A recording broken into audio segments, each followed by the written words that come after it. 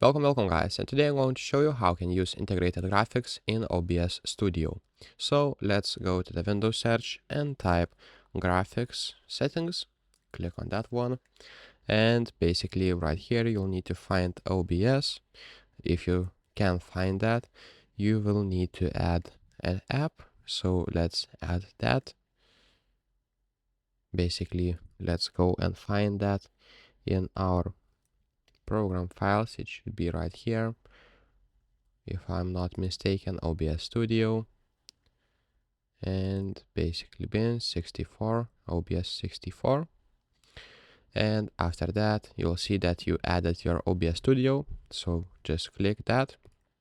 And right here, you'll see the GPU preference, and you can just enable your graphics card right here on the power saving, as you can see.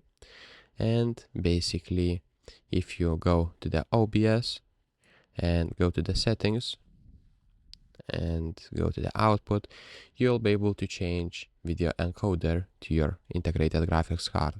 So right now I need to just set right here the power saving method and restart my OBS, and it should pop up and I will be able to change that. So if this video was helpful, please make sure to subscribe to Guide to Everything, comment down below for the algorithm, and see you in the next one. Peace.